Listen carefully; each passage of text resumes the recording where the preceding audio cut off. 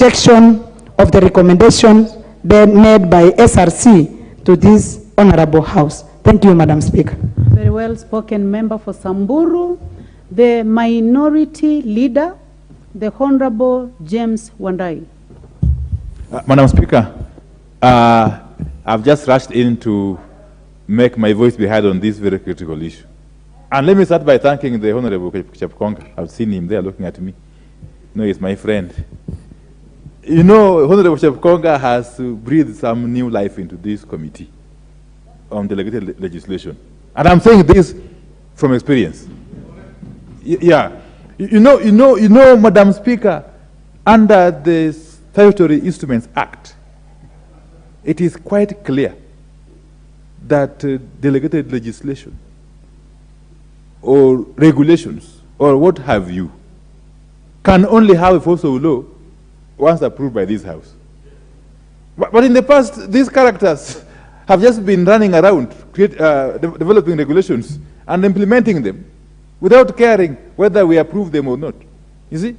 So I am happy that for the first time, this House is stamping its authority.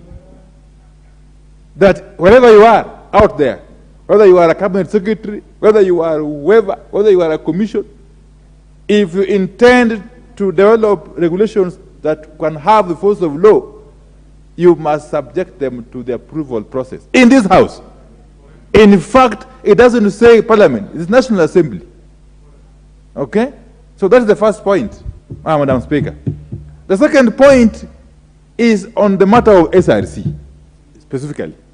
Madam Speaker, some of us who were on the trenches when this new constitution was being birthed, I can tell you that it was never the intention of anybody to create another monster in the name of SRC. The idea was noble, that you don't allow public officers, state officers, including parliamentarians, to determine their own benefits and remuneration and salary and so on and so forth. But it was never the intention of the drafters of the Constitution and indeed of Kenyans when they approved that Constitution in the referendum of 2010, that would in the process be creating another monster which shall be lording over everybody. Okay? And therefore I am in full support of the decision of the committee, chaired by my good friend Chepkonga, to reject in total these proposed regulations. These proposed regulations. Because, Madam Speaker, in as much as SRC was established under the Constitution, we must also take into cognizance the fact that other commissions were equally created. Yeah. Yes. In the same manner SRC was created, the Public Service Commission was also created. The Parliamentary Service Commission was also created. The Teacher Service Commission was also created with clear mandates. And I don't think at all that these mandates clash in any way. If you take a keen reading of the Constitution, I don't think so. It's only that the SRC has had an appetite for encroaching onto territories which don't belong to them. They have got an insatiable appetite for encroaching into territories. Okay? I don't want to use that word. Honorable Serma. You see, so that this House, by taking this decision, we shall be creating some sense of order and discipline. Okay? And to make it clear and loud and clear to the SRC that if it can be independent, as it is indeed envisaged by the Constitution, but it must be made to understand that it reports to this House. Yes, when all is said and done, the only authority that has got oversight role over these other commissions is National Assembly. National Assembly. Okay? They don't report to anybody else. The president, whoever, but they report to this House.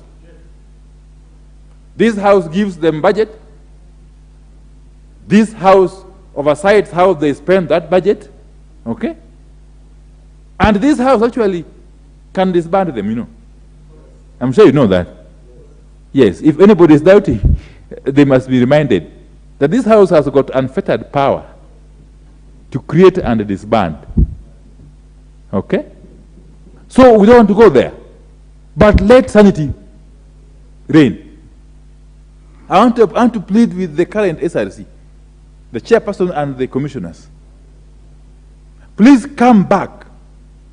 Climb down from your high pedestal. Come back to the ground and acclimatize yourself. Acquaint yourself with your mandate as provided for under the Constitution. Reappraise yourself of really what you are supposed to be doing under the Constitution. Madam Speaker, this tug of war, this back and forth, is totally unnecessary. Totally unnecessary. If every other institution or agency would be operating in good faith, we don't have this kind of push and pull every now and then. The end result is that ultimately they want to bastardize Parliament. Oh, you see, Parliament, which is trying to. I was today reading some commentary in the Star. You know, I'm an avid reader of newspapers. I was reading some commentary in the Star by one activist. Now trying to castigate Parliament for doing its work, really, because by Parliament rejecting these regulations, it's just doing its work. Yeah, it was now the intention of the draft of the Constitution that these regulations, once they are drafted, they'll just basically be passed through here, through Parliament as a formality. I don't think Parliament was meant to be a conveyor belt. The reason why Parliament or National Assembly was given the mandate to approve such regulations was that it could as well refuse to approve them. Yeah, so I think let's let this be the last debate on this matter, in my view. And I want to encourage the chairman and his committee on the legislation to keep a keen eye on all these actors, all these agencies, all these ministries, all these state departments, which will be coming up with regulations from time to time. Let them know once and for all that there's not a route. You cannot develop regulations and have them implemented through the back door. They must pass through this house. So that if in the wisdom of this house, they need to be enriched, they need to be changed, they need to be amended, let it be so, Madam Speaker. So I don't think we need to belabor the point. We must also say again that if anybody thinks that what the Constitution has given him or her is not enough, you can bring forth your suggestions on how we can improve on your mandate if the time comes for reviewing the Constitution. But as it is, unless the Constitution is reviewed or amended otherwise, you have to live with what you are given by the Constitution. Madam Speaker, the country is going through difficult times. So we need to be focusing on more serious issues. This country is going through very difficult times.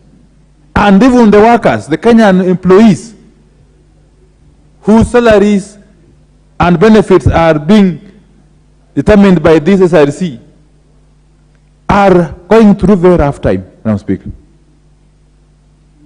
So that any attempt to claw back on benefits or gains that employees have gotten over time can only be a tantamount to punishment, Madam Speaker. Madam Speaker, as we speak, the value of the Kenyan shilling, the value of the Kenyan shilling has dropped to unprecedented levels. Never in the history of this country has the Kenyan shilling lost against the dollar in the money it has lost in the last couple of months. So it's also behalf of this house, even as we reject these regulations, to find out exactly where the rain started beating us. What is it that has caused this kind of situation, Madam Speaker? Is it bad politics? If so, why can't we fix it? There seems to be something happening in this country which is making life increasingly unbearable to all Kenyans, and more so those who are at the low income earning brackets. Okay? So, Madam Chairman, as I support this motion, let's also fix the politics that is causing these problems of the Kenyan shilling value dropping like a stone thrown from the sky. Now, Speaker,